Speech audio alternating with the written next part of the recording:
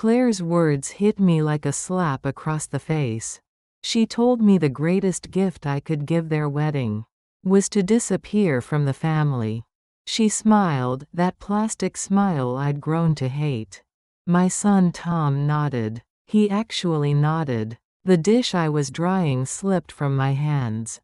It shattered across their kitchen floor like my heart. For 30 seconds, nobody moved. Nobody breathed. That's when I knew everything had to change. This is the story of how I learned to say no. How sometimes the most loving thing you can do is let people fall. It started 3 years earlier with a death, a check, and a promise nobody intended to keep. If you're watching this, subscribe and let me know where you're watching from. 3 years ago, I buried my husband Daniel. The cedar house felt too big after his funeral. Every room echoed with his absence. I sold it within 6 months. Tom needed help with a down payment. He and Claire had found their forever home. That's what they called it. Forever. I wrote them a check for $82,000. My lawyer Nora insisted on paperwork. A promissory note. A deed of trust. 30% lien on their property. Tom laughed when he signed it. He said it was just a formality. Claire smiled that day. Her teeth were perfect and white. That morning, the morning of their wedding, I arrived at 7. The house smelled like vanilla candles and fresh paint. Claire had been busy. Everything had to be perfect. I brought eucalyptus for the centerpieces. Claire wanted fragrance, she said. Tom wanted the chairs moved where the light was better. I moved them twice. The kitchen counters were covered with wedding preparations. Gift boxes stacked like small towers. A wedding dress hanging like a ghost in its bag. I suggested the dry ice fountains might be too much. Claire's smile thinned to a line. She was wearing a silk robe. Her hair was already done. That's when she said it. The greatest gift I could give was to not be there. Not be part of their special day. My presence would somehow diminish their joy. Tom was making coffee. He kept his back to us. The kettle whistled. He didn't move to turn it off. I asked where exactly she wanted me to vanish to. The moon, perhaps. A neighbor's porch. Anywhere but here, she said.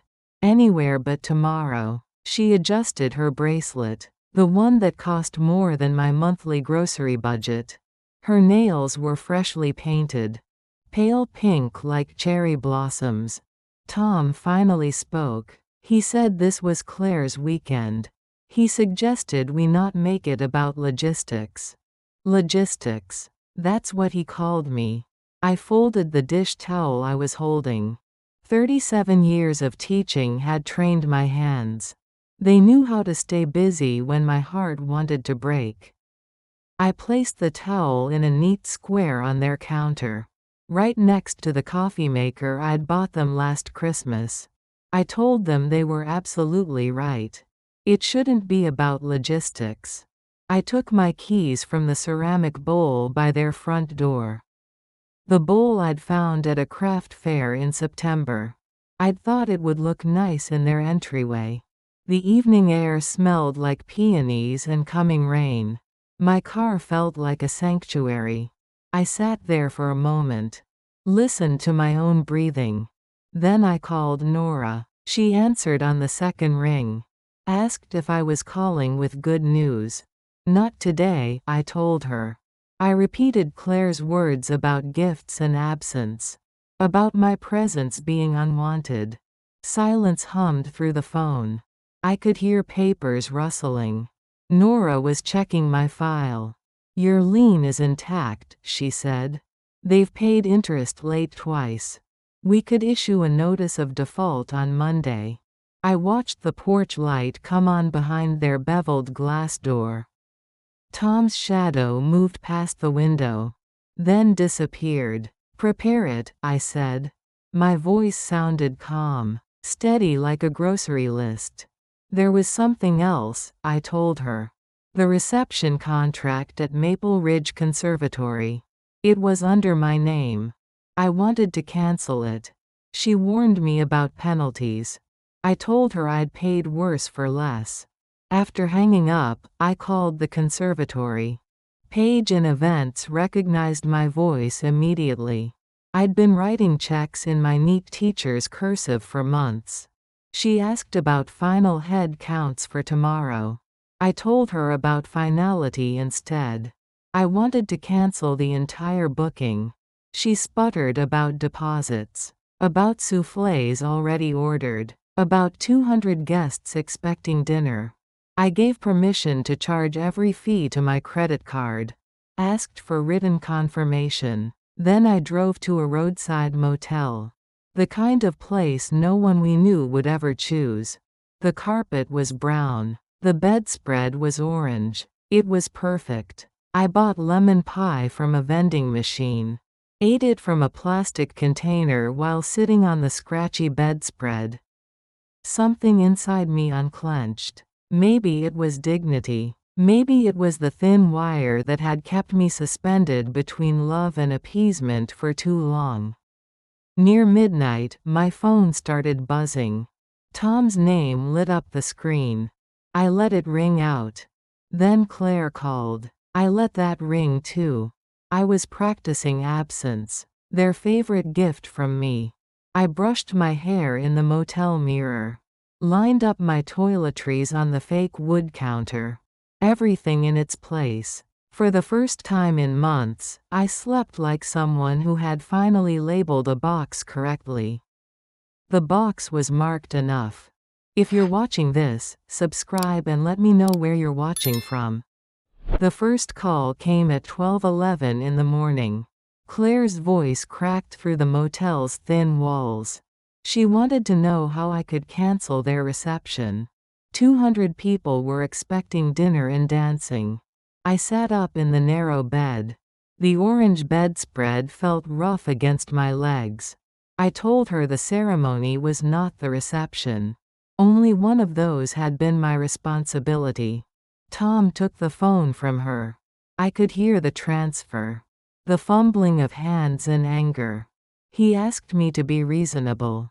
They couldn't just tell people to go home hungry. I suggested they tell people the truth instead. The person paying had chosen not to fund a party she wasn't welcome to attend. Silence stretched between us like a taut wire. Claire's voice came back, softer now. She asked how much I had actually paid for everything. I recited the numbers from memory. $14,000 to the conservatory this past week. $3,200 for the string quartet. $6,000 in catered deposits. That was just the wedding. Over 3 years, there had been more. Groceries when their budget ran short. Insurance payments when Claire's car got rear-ended. 2 months of Tom's student loans when his overtime hours were cut. Another $36,000. Plus the down payment loan they seemed to have forgotten about. Claire whispered that those had been gifts. I told her gifts came with thank you notes.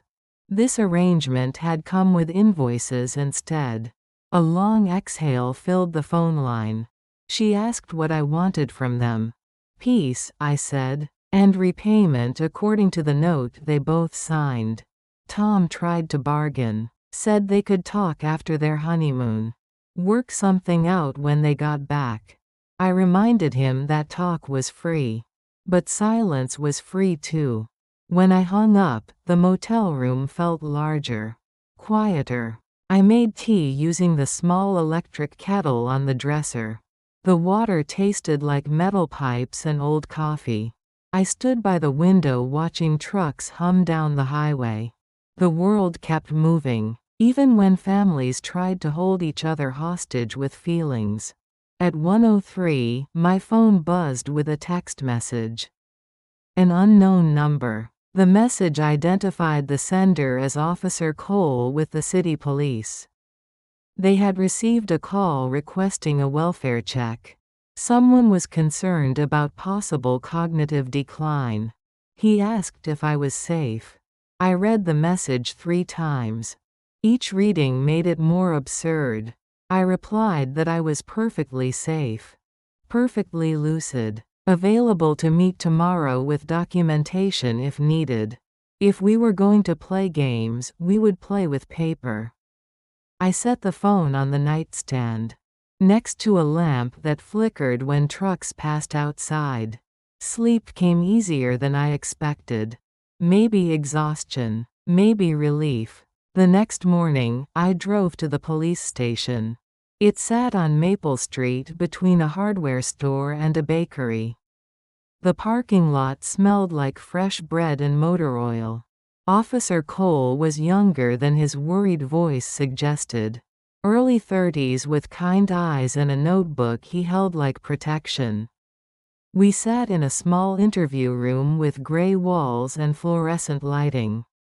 I laid out my life like a teacher's syllabus. Bank statements going back 5 years. Cancelled checks organized by date. The recorded deed of trust with my 30% lien highlighted in yellow marker. 37 years of teaching had trained me well. I kept everything tabbed and documented. He explained the caller had expressed concern about undue influence. Someone was worried about my decision-making capacity. I asked who exactly was influencing me. Myself? I was the only one making decisions about my finances. He examined the promissory note carefully. Read Nora's precise legal language. Asked if both Tom and Claire had signed voluntarily. I told him they had. Photographs existed from that day. Smiles and signatures in blue ink. He took notes in careful handwriting. Asked if I felt threatened by anyone. I said no. He asked if I had somewhere safe to stay. I said yes. Then he closed his folder with a definitive snap. He was marking the case as unfounded, he said. But if I ever felt pressured or unsafe, I should call him directly. I thanked him and gathered my papers. Each document slipped back into its proper folder. On my way out, I sent Nora a text message. Asked her to add the welfare check report to our file. She responded with a thumbs up emoji and a question. Was I ready to invite Tom and Claire to a meeting? I typed one word back: Tuesday. They arrived at Nora's office 20 minutes late. Tom's jaw was clenched against consequences he couldn't avoid. Claire looked different without makeup. Smaller somehow. More human. Nora offered water glasses from a pitcher on her conference table. As if this were a polite dispute about property lines. She began with facts. Mrs. Parker had extended an $82,000 loan. It was secured by a recorded deed of trust. Interest payments had been late twice. A notice of default could be posted Monday morning. Remedies included acceleration of the full balance. Or forced sale of the property. Claire looked at Tom like legal consequences might be contagious. She said they hadn't thought I really meant it. About the money. About the paperwork. Nora's response was swift and sharp. People often don't think fire will spread to their side of the forest. Until smoke makes them cry. The meeting lasted 47 minutes. I know because I watched the wall clock the entire time. At the end, I had 2 paths to offer them. One merciful, one efficient. If you're watching this, subscribe and let me know where you're watching from. I leaned back in Nora's leather chair. The conference room smelled like fresh coffee and old law books. Tom and Claire sat across from me like children called to the principal's office. Their hope was identical. Desperate. It made them look younger than they had any right to be. I explained the efficient path first. Nora would file the notice of default immediately. Foreclosure proceedings would begin within 30 days. They would lose the house. Their credit would be destroyed for 7 years. Tom's Adam's apple jumped like a trapped bird. Then I offered mercy. They could repay the principal at a discount. $70,000 instead of the full 82 plus accumulated interest. But mercy came with conditions. Claire had to find employment within 60 days. Keep that job for 2 continuous years. No exceptions. No excuses. They had to sell one of their cars. Apply every dollar to their unsecured debt. The credit cards. The personal loans. The lifestyle they couldn't afford. No new credit for 2 years. None. Not even a department store card. No dining out for 6 months. They would learn to cook. To budget. To live within their actual means. Monthly check-ins with Nora. Financial transparency. Like parole for overspending. Any violation of these terms would void the discount. The full amount would become due immediately. Claire's face went pale under the fluorescent lights. She said my conditions sounded punitive. I told her they were accountability. The adult version of household chores. Tom rubbed his forehead with both hands. Said they didn't have $70,000. Nora reminded him they had equity in the house. Or parents who might help. At that word, Claire bristled like a startled cat. Her mother wouldn't give them money, she said. Victoria had made that clear. The knock on the conference room door was perfectly timed. Almost theatrical. Nora opened it to reveal Victoria Whitmore in a tailored gray suit. She looked like a verdict walking into the courtroom. She slipped into the empty chair without asking permission. Told Claire she was right. She wouldn't give them money. Then she turned to me. Thanked me for not saving them from themselves. Claire's mouth opened and closed like a fish gasping for air. She started to protest. Victoria cut her off with a single word. Darling, said in the tone mothers use when patience has officially expired. She explained that she had covered Claire's mistakes long enough. Long enough for Claire to confuse carpet with character. It was time for Claire to sit down and listen. Victoria's purse sat on the table like a small black fortress. She didn't open it once during our conversation. We talked numbers for 40 minutes. Monthly budgets that bled red ink. Credit card statements that read like fantasy novels. The difference between wants and needs. Victoria had brought copies of every check she'd written to Claire over the past 5 years. Rent deposits. Car repairs. Dental work. Shopping sprees disguised as emergencies.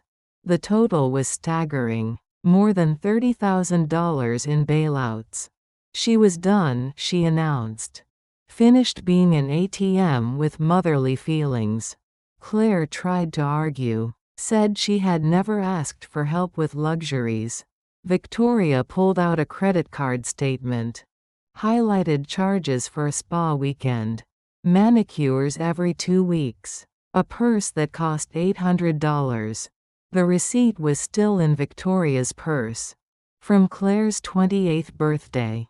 2 years ago. Tom shifted in his chair like he wanted to disappear into the leather cushions. I slid the printed agreement across the mahogany table. The pages were warm from the printer. Still smelled like toner. They had 48 hours to decide, I told them. Choose a path. Sign the papers. Or face the consequences of default. Nora gathered the documents into neat stacks. Her movements were precise. Professional. Like a surgeon closing an incision. The meeting ended at 3:17 in the afternoon. I know because I marked it in my day planner. Tom and Claire left first. They walked to the parking garage like people carrying invisible weights. Victoria lingered. Asked if she could buy me coffee. We walked 3 blocks to a cafe with mismatched chairs and jazz playing softly overhead. Victoria ordered black coffee. I chose chamomile tea with honey. She stirred her coffee slowly. The spoon clinked against the ceramic mug like a tiny bell. She told me about her own mother. A woman who had never said no to anyone. Who had died exhausted from everyone else's needs. Victoria had sworn she wouldn't repeat that pattern. But somehow, she had. Somehow, motherhood had turned her into a bottomless checkbook. Until today. She thanked me for setting a boundary she could borrow. For showing her what no looked like when it wore love's clothing. We sat in comfortable silence for 20 minutes. Watching other people live their ordinary lives. Students with laptops. Mothers with strollers. Old men reading newspapers. Normal people with normal problems. When we parted ways, Victoria hugged me. A brief, fierce embrace that smelled like expensive perfume and hard-won wisdom. That evening, I sat in my small apartment kitchen eating soup from a can. Tomato. The kind Daniel used to call comfort in a bowl. My phone buzzed at 7:30. A text from Tom. He had attached a spreadsheet. Their actual monthly expenses broken down by category. Groceries, utilities, car payments, credit minimums, the arithmetic of their overextended lives. Beneath the numbers, he had typed a confession. We spend like people we read about, he wrote. Not like people we are. An hour later, Claire sent her own message. She had an interview at a veterinary clinic for front desk work. She didn't like animals much, she admitted. But she would learn. I set the phone aside and finished my soup. Outside my window, the streetlights were coming on. One by one. Like small promises against the gathering dark. If you're watching this, subscribe and let me know where you're watching from. Thursday morning arrived gray and ordinary. Coffee in my blue ceramic mug. Toast with marmalade Daniel used to buy. The newspaper folded exactly in half. I was reading the weather forecast when my phone rang. Nora's voice was crisp as fresh lettuce. Tom and Claire had called her office. They wanted to sign the agreement. Could we meet at 10:30? I told her yes. Then I ironed a blouse and chose my good shoes. The ones with support for standing long periods. When I arrived at Nora's office, Tom and Claire were already there. They sat in the waiting room like patients before surgery. Claire wore khaki pants and a white cotton shirt. No jewelry except her wedding ring. She looked ready for a job interview. Tom had brought a manila folder thick with papers. Bank statements. Loan documents. The homework of people finally facing arithmetic. Nora led us into the same conference room as before. The law books watched us from their shelves like silent witnesses. She spread the revised agreement across the table. 7 pages of conditions and consequences. Her legal language was precise as a surgeon's knife.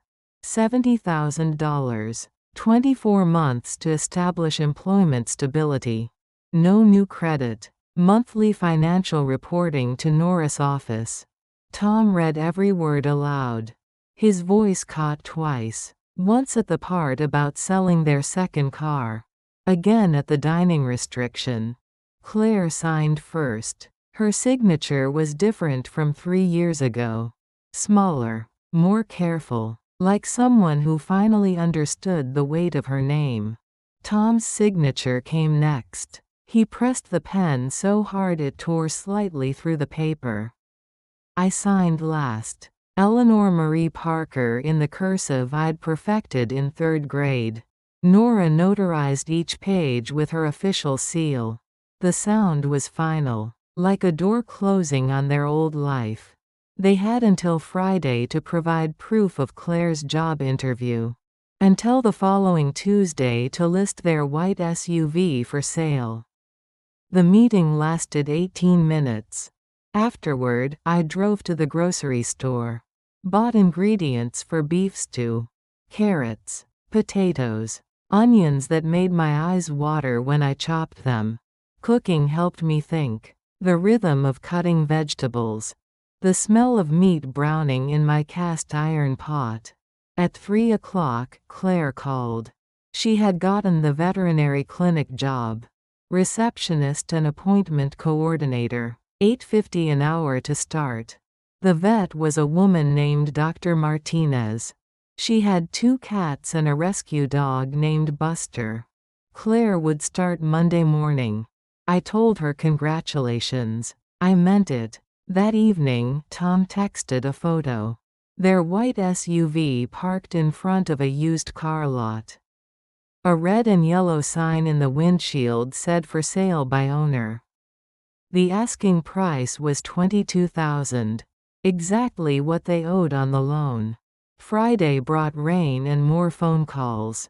The car lot manager wanted to know about financing options. A young couple was interested but needed to check with their bank. I spent the afternoon at the library. Reading magazines. Watching other people live their quiet lives.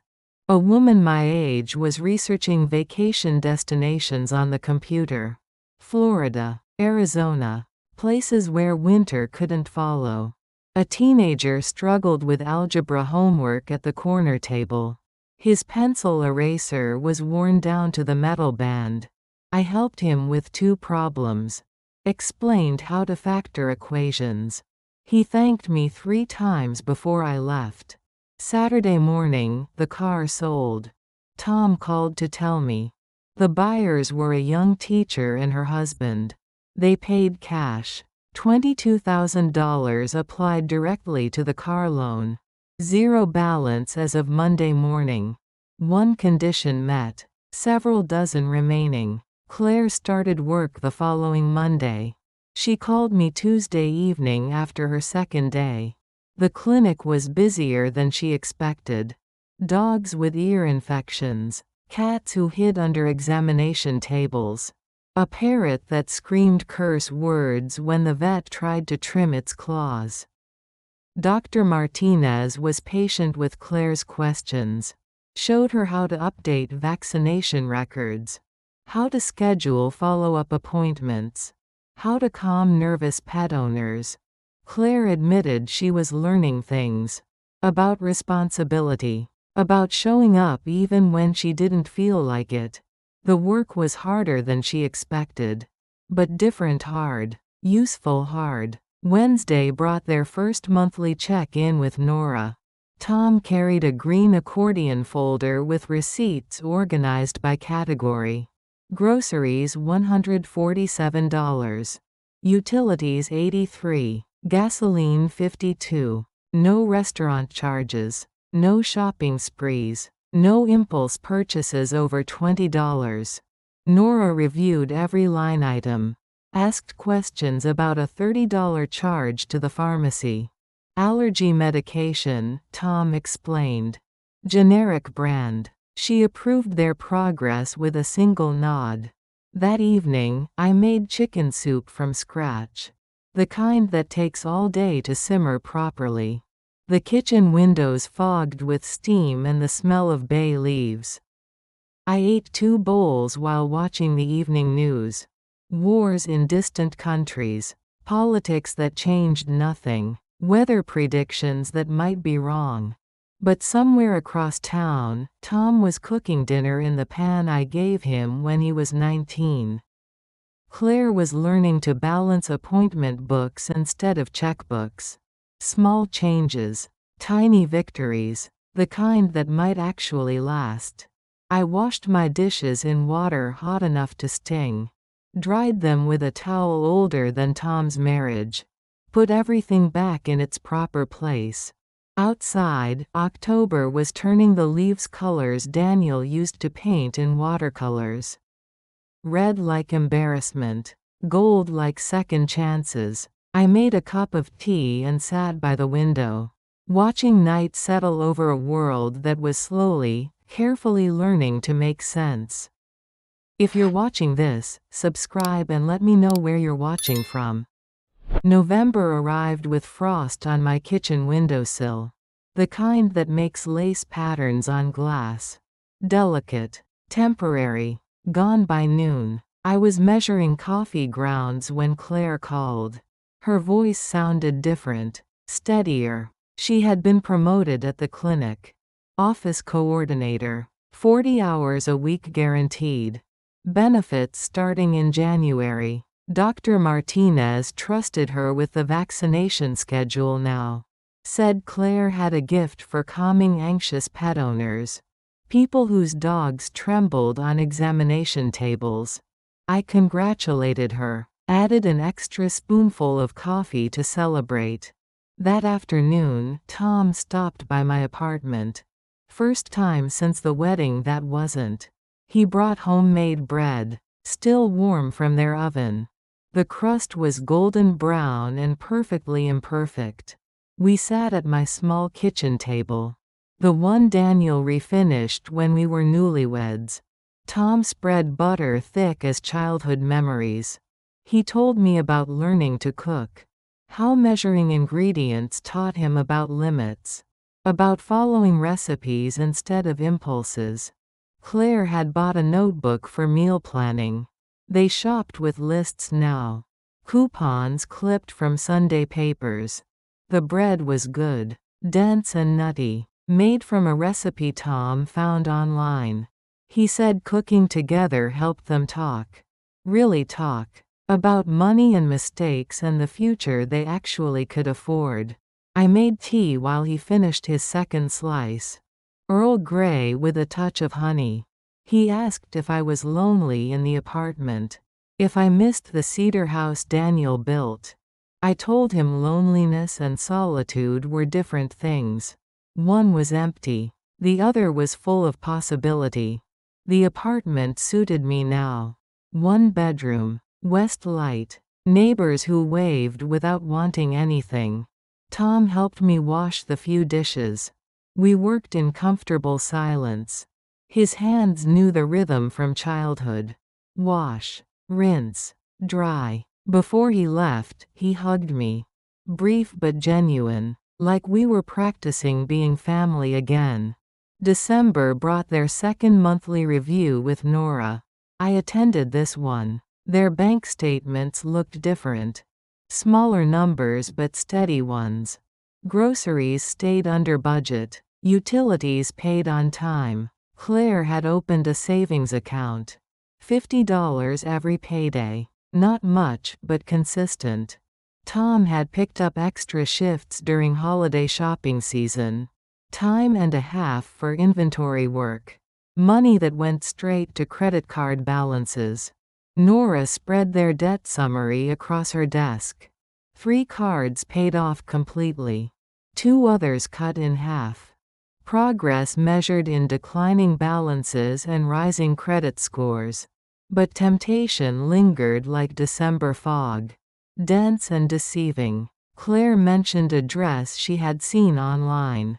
Nothing expensive, she said quickly.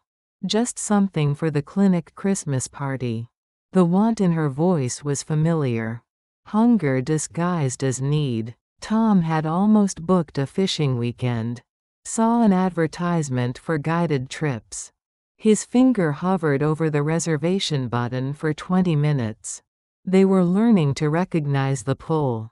The old patterns that whispered about deserving treats. About small splurges that wouldn't matter. I reminded them that recovery from overspending was like recovery from anything else. Daily choices. Conscious resistance. Claire deleted the dress from her online cart. Decided to wear the blue dress she already owned. Tom closed the fishing website. Planned a day trip to the lake instead. Free admission. Sandwich lunch from home. Christmas came quietly. I invited them for dinner in my apartment. Simple food prepared together. Roast chicken instead of turkey. Mashed potatoes from real potatoes. Green beans with almonds. Tom brought wine. $12 from the grocery store. We toasted to progress and second chances. Claire gave me a framed photograph. The three of us at Tom's graduation from community college. 10 years ago, when hope still felt easy. She had written on the back in careful handwriting. For Eleanor, who taught us the difference between love and enabling. I cried a little. Not from sadness. From recognition. Tom's gift was practical. A set of dish towels with small blue flowers. The kind that absorb water without leaving lint behind. I gave them each a book. Tom received a cookbook focused on budget meals. Claire got a guide to personal finance for beginners. We played Scrabble after dinner. Claire won with the word accountability spelled across 2 triple-word scores. The evening felt like something new. Not the family we had been. The family we were becoming. January brought ice storms and electricity outages. My apartment stayed warm, but Tom and Claire's house lost power for 6 hours. They came to my place with flashlights and a thermos of coffee. We played cards by lamplight and told stories about winter storms from childhood. Claire talked about sledding behind her grandmother's house. How the snow felt like flying until you hit the fence at the bottom. Tom remembered building snow forts with me and Daniel. Engineering problems solved with wet mittens and determination. Outside, ice coated the power lines like glass sleeves. Beautiful and dangerous. When their electricity returned, they went home to a house that smelled like candles and survived hardship.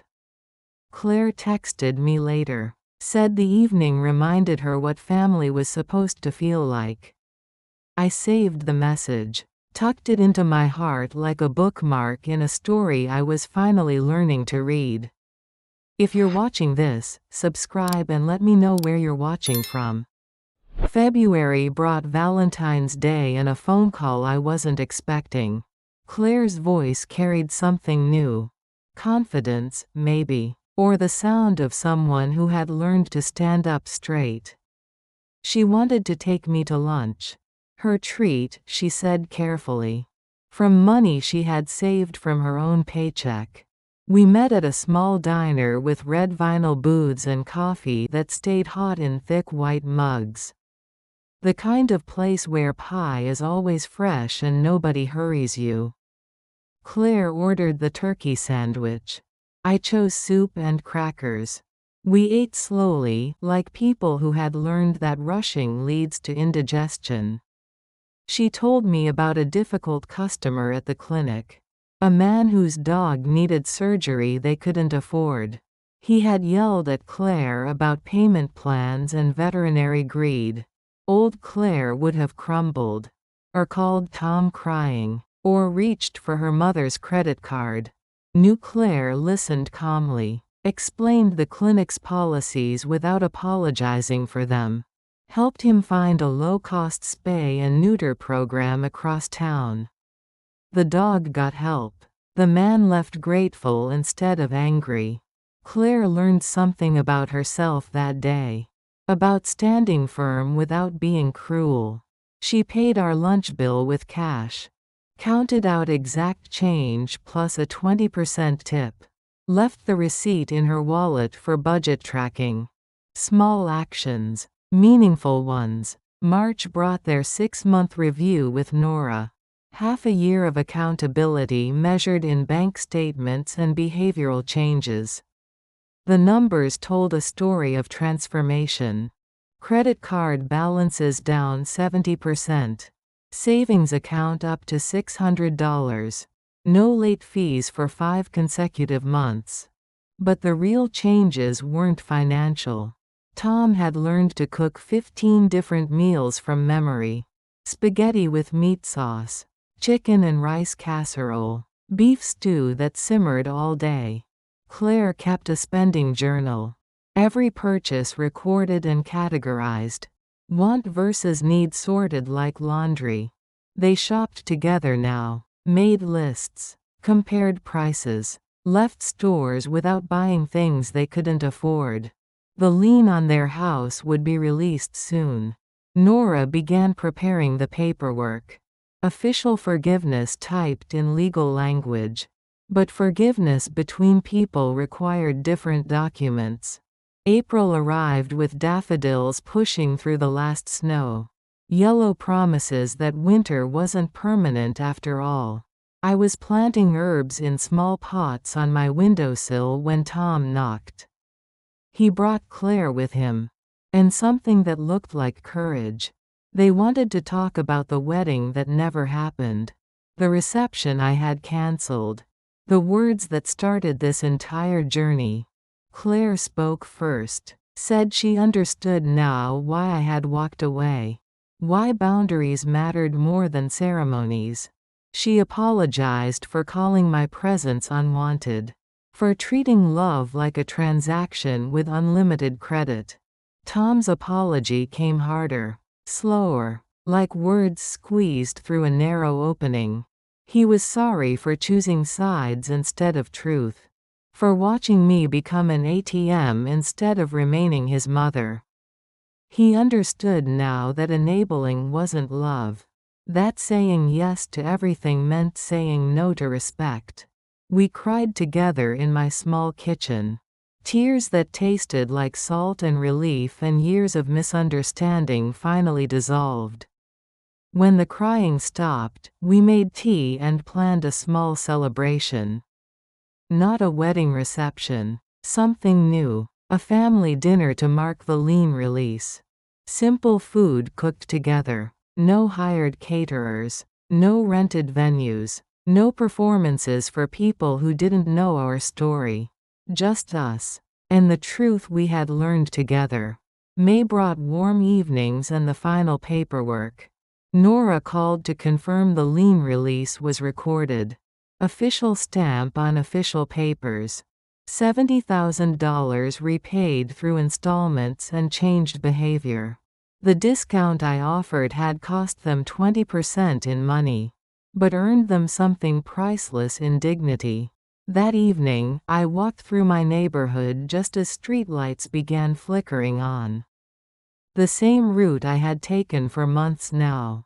But tonight felt different, lighter somehow. I passed the house where an elderly man always waved from his porch swing.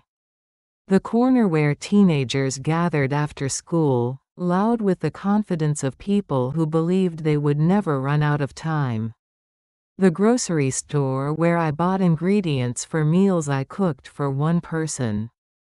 The post office where I mailed letters to distant cousins who still remembered Daniel's laugh. All of it familiar now. Mine in a way the Cedar House never quite became after Daniel died. Home wasn't just a place you owned. It was a place that fit you properly. Like shoes broken in through careful walking. At the park, I sat on a bench facing the playground.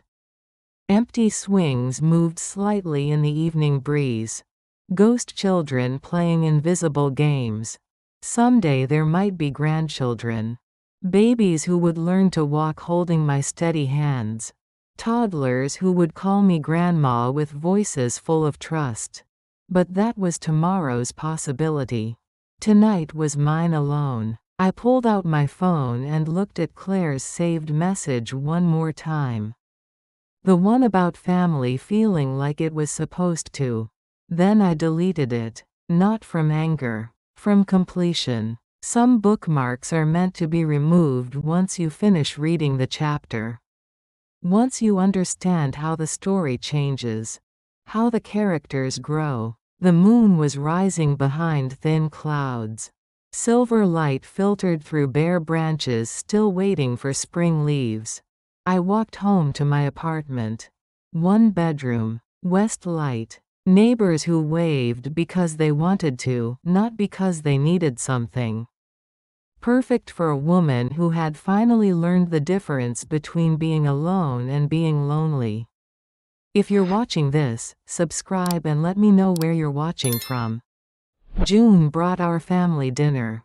Not a wedding reception. Something honest instead. Tom and Claire arrived at 5:30 with grocery bags and nervous smiles.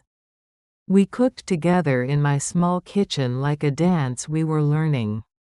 Claire chopped vegetables with careful precision. Onions that made her eyes water. Carrots cut into perfect rounds. Tom seasoned the roast beef with herbs from my windowsill garden. Rosemary that smelled like memory. Thyme that tasted like hope. I made mashed potatoes the way Daniel taught me. Real butter. Heavy cream. Salt that dissolved into comfort. The kitchen windows steamed with honest work. 3 people creating something together instead of buying it from strangers. We set the table with my good dishes. The ones I saved for occasions that mattered. White plates with thin gold edges that caught the evening light. Tom brought wine again. Better this time. Not expensive, but chosen with care. Something to mark completion instead of celebration. Claire had made a cake from scratch. Chocolate with vanilla frosting. The kind that takes patience and measuring twice. During dinner, we talked about ordinary things. Tom's new supervisor at work. Claire's promotion to office manager. The weather forecast calling for rain. Normal conversation between people who liked each other. Who chose to be together instead of owing obligation. After we ate, Claire pulled out an envelope. Thick cream paper with my name written in her careful handwriting.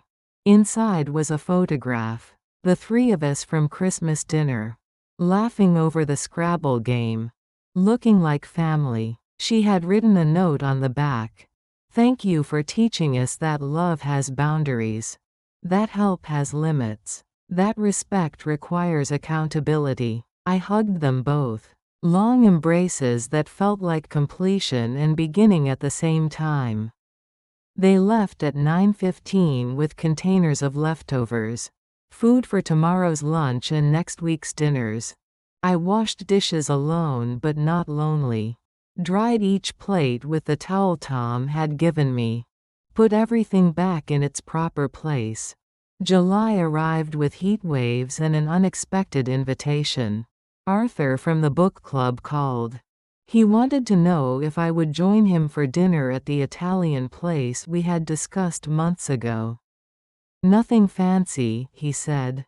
Just spaghetti that tasted like tomatoes and conversation without agenda. I said yes. We met on a Thursday evening when the sun was finally learning to set later. The restaurant was small and dim with checkered tablecloths and candles in wine bottles. Arthur ordered lasagna. I chose chicken piccata. We shared a salad and talked about books we had read. Places we had traveled. Children who were finally learning to be adults. He was a widower too. His wife Margaret had died 2 years before Daniel. Cancer that took her slowly, then quickly at the end. He understood the silence of empty houses. The weight of cooking for one person. The strange freedom that comes with making decisions without consultation. We laughed about the things only widowed people understand. Talking to yourself without embarrassment. Eating ice cream for breakfast. Watching movies your spouse never liked. He walked me to my car in the parking lot. Asked if I would like to do this again sometime. Maybe next week, I said. Maybe something simple like coffee and a walk in the park. He smiled like a man who understood that maybe meant yes with boundaries. August brought a phone call from Victoria. Claire's mother wanted to meet for coffee. She had something to tell me. We met at the same cafe where we had talked after the lawyer meeting. Mismatched chairs and jazz playing softly overhead. Victoria ordered black coffee again. I chose chamomile tea with honey. Some preferences never change. She told me about Claire's birthday the week before. The first one in years where Claire hadn't asked for money. Hadn't dropped hints about things she wanted but couldn't afford. Instead, Claire had invited Victoria for a home-cooked dinner.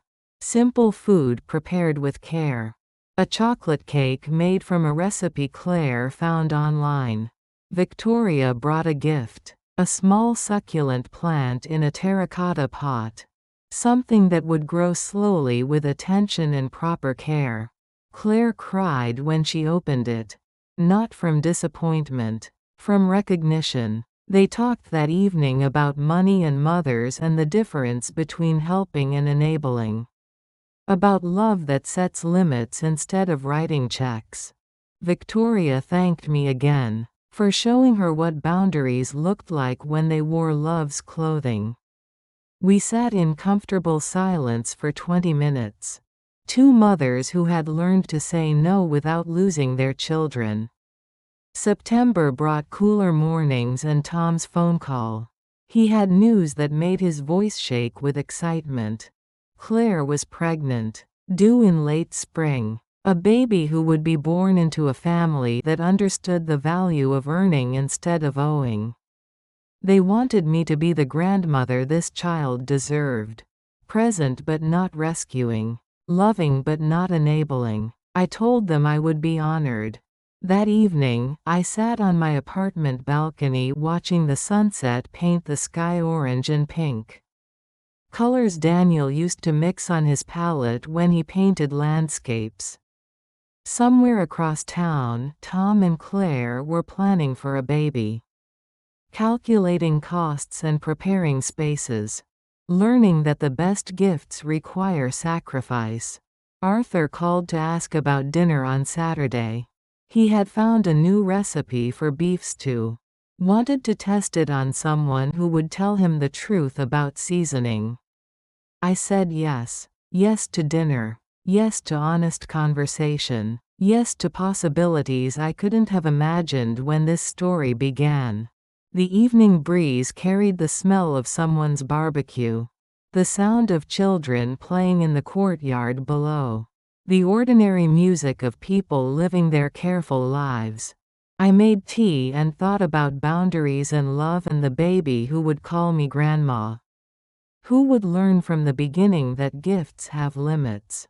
That love requires accountability. Perfect lessons for a perfect new beginning. If you're watching this, subscribe and let me know where you're watching from. October brought changing leaves and Arthur's invitation to walk through Riverside Park. The maples were showing off in scarlet and gold. Nature's reminder that endings could be beautiful. We walked slowly on the paved path. Watching families with children chase falling leaves.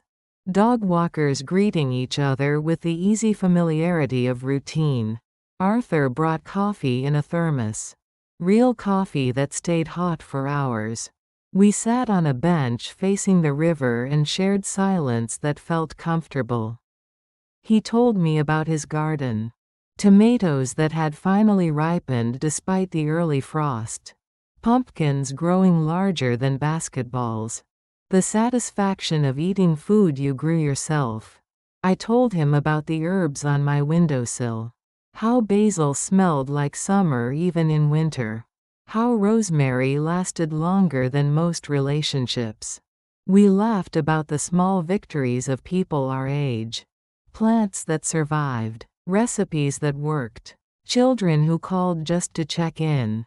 Arthur asked if I would like to help him harvest his garden next weekend.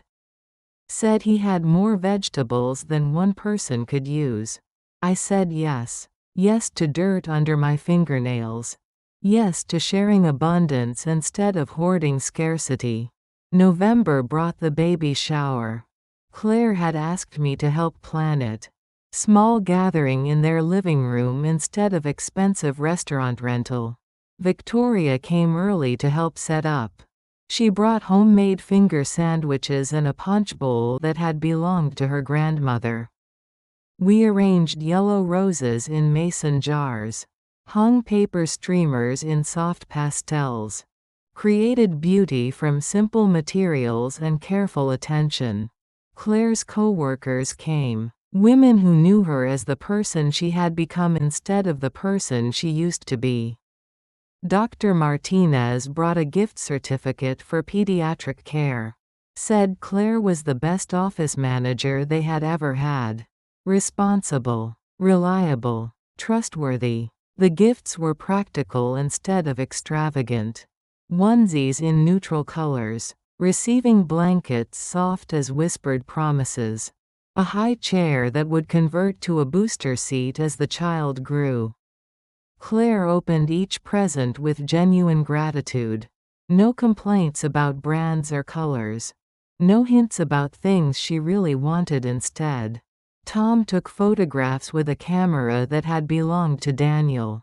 Captured moments without performance. Honest smiles instead of posed perfection. I gave them a rocking chair. The one Daniel had made when Tom was born. Sanded smooth and refinished with lemon oil that smelled like devotion. Claire cried when she saw it. Happy tears that tasted like forgiveness and fresh starts. December brought the first ultrasound photograph. A grainy black and white image of possibilities. Features not yet formed but already loved. Tom called to tell me it was a girl. His voice cracked with the weight of responsibility and joy. They had chosen names. Emily Rose if she arrived healthy. After my mother and Daniel's grandmother. Women who had understood that love required both tenderness and strength. I framed the ultrasound photo and placed it on my kitchen counter. Next to the succulent plant Arthur had brought me. Life continuing despite winter's insistence on endings. Christmas came quietly again. Our second celebration in my apartment. Traditions that felt established instead of experimental. Tom cooked the entire dinner this time. Roast beef with Yorkshire pudding. Vegetables that hadn't come from cans. Dessert made from scratch instead of purchased convenience. Claire wore a maternity dress she had sewn herself. Blue fabric with tiny white flowers. Beautiful in its simplicity and care. Arthur joined us this year. Brought wine and stories about Christmases past. His easy laugh-filled corners that had been silent too long. We played Scrabble after dinner. Arthur won with the word gratitude spelled across 3 premium squares. The evening felt like home. The kind you build instead of inherit. The kind that fits everyone without requiring anyone to shrink. January brought ice storms again. But this time I wasn't alone when the power failed. Arthur came with flashlights and a thermos of soup. We sat in my candlelit kitchen playing gin rummy and listening to wind shake the windows. He told me about Margaret. How she had made ice storms feel like adventures instead of emergencies. How she had taught him that hardship shared was often hardship halved. I told him about Daniel. How he had chopped wood for neighbors during power outages. How he had believed that helping others was the best way to help yourself. When the electricity returned, Arthur stayed for leftover soup and conversation that lasted until midnight. He kissed me goodnight at my door. Soft and brief like a question asked without pressure. I kissed him back. My answer clear without being desperate. February brought Arthur's suggestion that we look for a small house together. Nothing fancy. Something with a garden and room for grandchildren to visit. I said maybe. Maybe meant I needed time to consider life beyond my perfectly fitted apartment. Maybe meant I was learning that happiness could expand without losing its shape. March brought Claire's baby shower at work. Dr. Martinez threw it in the clinic's conference room. Decorated with stethoscopes and stuffed animals wearing tiny lab coats. Claire had become indispensable at the clinic. Patients asked for her specifically. trusted her with their worries about beloved pets. She had saved enough money for 3 months of unpaid maternity leave. Budgeted and planned like someone who understood that babies required resources beyond love. Tom had been promoted to shift supervisor. More responsibility and better pay. Money earned through competence instead of borrowed against hope. They were ready to be parents. Not perfect parents. Prepared parents. April brought warm evenings and baby preparations. I helped Claire organize the nursery in what used to be their guest room. We washed tiny clothes in gentle detergent. Folded onesies smaller than dishcloths. Arranged books about animals and colors and the importance of saying please. The rocking chair sat by the window where morning light would fall across it. Ready for feeding times and story times and the quiet moments when love doesn't require words. Claire was due in 3 weeks. Ready as anyone could be for the adventure of raising another human being. That evening, I sat in my apartment kitchen with chamomile tea and Arthur's latest letter. He wrote old-fashioned letters on good paper. Words chosen carefully instead of typed quickly. This letter contained house listings. Small places with gardens and guest rooms. Possibilities for a life I had never imagined when this story began. Outside my window, spring was insisting on itself. Daffodils pushing through the last snow. Trees preparing to unfurl leaves that would shade summer afternoons. Love, I had learned, was not a subsidy. It was a boundary with a lamp on it. You light it so people can find their way to you. You keep it lit so you can find your way back to yourself. Perfect wisdom for a woman finally ready to build instead of rescue. To plant instead of prune. To say yes to abundance without saying no to accountability.